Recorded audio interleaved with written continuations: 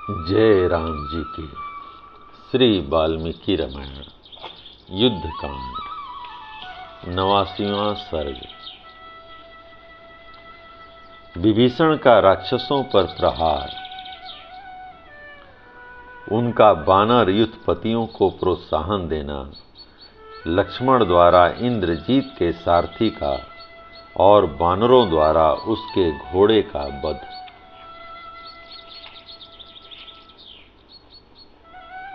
लक्ष्मण और इंद्रजीत को दो मदमस्त हाथियों की भांति परस्पर विजय पाने की इच्छा से युद्ध आसक्त होकर जूझते देख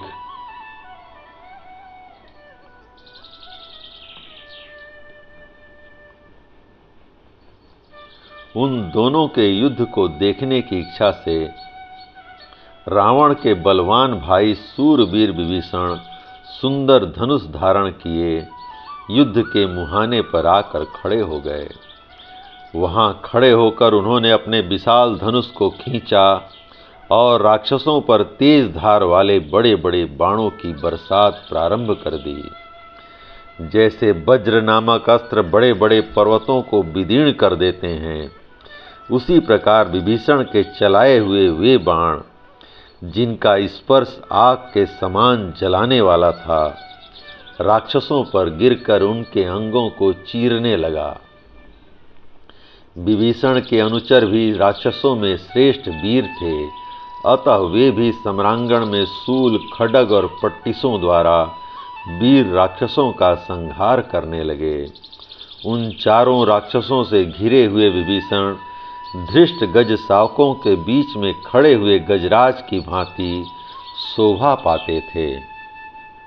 राक्षसों में श्रेष्ठ विभीषण समयोचित कर्तव्य को जानते थे, इसलिए उन्होंने बानरों को, जिन्हें राक्षसों का वध करना प्रिय था, युद्ध के लिए प्रेरित करते हुए कहा, बानर, अब खड़े खड़े क्या देखते हो? राक्षस राज रावण का यह एकमात्र सहारा है जो तुम्हारे सामने खड़ा है।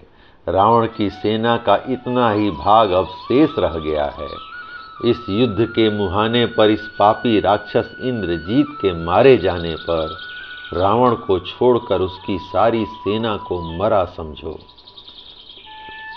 वीर प्रहस्त मारा गया। महाबली निकुंभ, कुंभकर्ण, कुंभ तथा निशाचर ध्रुमाक्ष भी काल के गाल में चला गया। जम्बूमाली, महामाली, तीक्ष्ण बेग, असनीप्रभ, सुतग्न, यज्ञकोप, राक्षस वज्रदृष्ट, सहदी, विकट, अरिघ्न, तपन, मंद, प्रघास, प्रघस, प्रचंग, जंग, दुर्जय, अग्निकेतु, पराक्रमी रश्मि केतु, विद्धुजी, द्विजी, राक्षस सूर्य शत्रु, अकंपन, सुपार्श्व, निशाचर चक्रमाली, कंपन तथा वे दोनों शक्तिशाली वीर देवांतक और नरांतक सभी मारे जा चुके हैं। इन अत्यंत बलशाली बहुसंख्यक राक्षस शिरोमणियों का वध करके तुम लोगों ने हाथों से तैरकर समुद्र पार कर लिया है। अब गाय की खुरी के बराबर यह छोटा सा राक्षस बचा हुआ है, अतः इसे भी शीघ्र ही लांघ जाओ। बानरों, इतनी ही राक्षस सेना और शेष रह गई है जिसे तुम्हें जीतना है। अपने बल पर घमंड करने वाले प्रायः सभी राक्षस तुमसे भिड़कर मारे जा चुके हैं। मैं इसके बाप का भाई हूँ, इस नाते यह मेरा पुत्र है, अतः मेरे लिए इसका वध करना अनुचित है। तथापि श्री रामचंद्र जी के लिए दया को तिलांजलि दे मैं अपने इस भतीजे को मारने के लिए उद्यत हूँ। जब मैं स्वयं मारने के लिए इस पर हथियार चलाना चाहता हूँ, उस समय आंसू मेरी दृष्टि बंद कर देते हैं, अतः ये महाबाहु लक्ष्मण ही इसका विनाश करेंगे। बानरों, तुम लोग झुंड बनाकर इसके समीपवर्ती सेवकों पर टूट पड़ो और उन्हें मार डालो। इस प्रकार अत्यंत यशस्वी राक्षस विभीषण के प्रेरित करने पर बानर युद्धपति हर्ष और उत्साह से भर गए तथा अपनी पूंछ पटकने लगे। फिर वे सिंह के समान पराक्रमी बानर बारंबार गरजते हुए उसी तरह नाना प्रकार के शब्द करने लगे, जैसे बादलों को देखकर मोर अपनी बोली बोलने लगते हैं। अपने युद्ध वाले समस्त भालुओं से घिरे हुए जांबवान तथा वे बानर पत्थरों, नखों और दांतों से वहां राक्षसों को पीटने लगे। अपने ऊपर प्रहार करते हुए ऋक्षराज जांबवान को उन महाबली राक्षसों ने भय छोड़कर चारों ओर से घेर लिया। उनके हाथों में अनेक प्रकार के अस्त्र शस्त्र थे। वे राक्षस सेना का संहार करने वाले जांबवान पर युद्ध स्थल में बाणों, तीखे फरसों, पट्टिसों, डंडों और तोमरों द्वारा प्रहार करने लगे। बानरों और राक्षसों का वह महायुद्ध क्रोध से भरे हुए देवताओं और असुरों के संग्राम की भांति बड़ा भयंकर हो चला। उसमें बड़े जोर जोर से भयानक कोलाहल होने लगे। उस समय महामनस्वी हनुमान जी ने लक्ष्मण को अपनी पीठ से उतार दिया और स्वयं भी अत्यंत कुपित हो पर्वत शिखर से एक साल वृक्ष उखाड़कर सहस्त्रों राक्षसों का संहार करने लगे। शत्रुओं के लिए उन्हें परास्त करना बहुत कठिन था। शत्रु वीरों का संहार करने वाले बलवान इंद्रजीत ने अपने चाचा को भी घोर युद्ध का अवसर देकर पुनः लक्ष्मण पर धावा किया। लक्ष्मण और इंद्रजीत दोनों वीर उस समय रणभूमि में बड़े वेग से जूझने लगे। वे दोनों बाण समूहों की वर्षा करते हुए एक दूसरे को चोट पहुंचाने लगे। वे महाबली वीर बाणों का जाल सा बिछाकर बारंबार एक दूसरे को ढक देते थे, ठीक उसी तरह जैसे वर्षा काल में वेगशाली चंद्रमा और सूर्य बादलों से आच्छादित हो जाया करते थे। युद्ध में लगे हुए उन दोनों वीरों के हाथों में इतनी फुर्ती थी कि तरकस से बाणों का निकालना, उनको धनुष पर रखना, धनुष को उस हाथ से इस हाथ में लेना, उसे मुट्ठी में दृढ़ता पूर्वक पकड़ना, कान तक खींचना, बाणों का विभाग करना, उन्हें छोड़ना और लक्ष्य भेदना कुछ भी दिखाई नहीं देता था। धनुष के वेग से छोड़े गए बाण समूहों द्वारा आकाश सब ओर से ढक गया, अतः उसमें साकार वस्तुओं का दिखना बंद हो गया।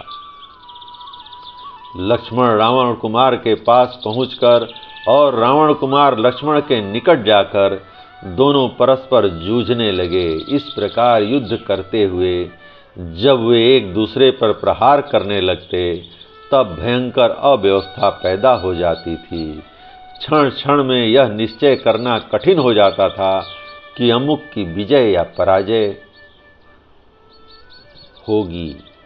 उन दोनों के द्वारा वेग पूर्वक छोड़े गए तीखे बाणों से आकाश ठसाठस भर गया और अंधेरा छा गया। वहां गिरते हुए बहुसंख्यक अस्त्रों और सैकड़ों तीखे सहायकों से संपूर्ण दिशाएं और विदिशाएं व्याप्त हो गईं। अतः सब कुछ अंधकार से आच्छन्न हो गया और बड़ा भयानक दृश्य दिखाई देने लगा। सूर्य अस्त हो गया, सब ओर अंधेरा फैल गया और रक्त के प्रवाह से पूर्ण सहस्त्रों बड़ी बड़ी नदियां बह चलीं। मांस भक्षी भयंकर जंतु अपनी वाणी द्वारा भयानक शब्द प्रकट करने लगे। उस समय न तो वायु चलती थी, न आग ही प्रज्वलित होती थी। महर्षिगण बोल उठे, संसार का कल्याण हो। उस समय गंधर्वों को बड़ा संताप हुआ। वे चारणों के साथ वहां से भाग चले। तदंतर लक्ष्मण ने 4 बाण मारकर उस राक्षस सिंह के सोने के आभूषणों से सजे हुए काले रंग के चारों घोड़ों को बींध दिया।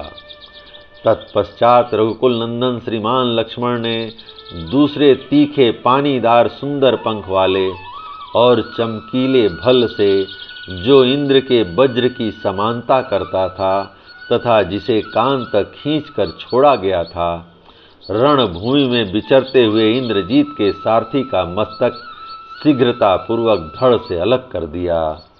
वह वज्रोपम बाण छूटने के साथ ही हथेली के शब्द से अनुनादित हो सनसनाता हुआ आगे बढ़ा। सारथी के मारे जाने पर महातेजस्वी मंदोदरी कुमार इंद्रजीत स्वयं ही सारथी का भी काम संभाल लिया। घोड़ों को काबू में रखता, फिर धनुष को चलाता। युद्ध स्थल में उसके द्वारा वहां सारथी के कार्य का भी संपादन होना दर्शकों की दृष्टि में अद्भुत था। इंद्रजीत जब घोड़ों को रोकने के लिए हाथ बढ़ाता, तब लक्ष्मण उसे तीखे बाणों से बेधने लगते, और जब वह युद्ध के लिए धनुष उठाता, तब उसके घोड़ों पर बाणों का प्रहार करते थे। उन बाण प्रहारों के अवसरों में शीघ्रता पूर्वक हाथ चलाने वाले सुमित्रा कुमार लक्ष्मण ने सम्रांगण में निर्भय से विचरते हुए इंद्रजीत को अपने बाण समूहों द्वारा अत्यंत पीड़ित कर दिया। समर भूमि में सारथी को मारा गया देख रावण कुमार में युद्ध विषयक उत्साह त्याग दिया। वह विषाद में डूब गया। उस राक्षस के मुख पर विषाद छाया हुआ देख वे वानर युद्धपति बड़े प्रसन्न हुए और लक्ष्मण की भूरी भूरी प्रशंसा करने लगे।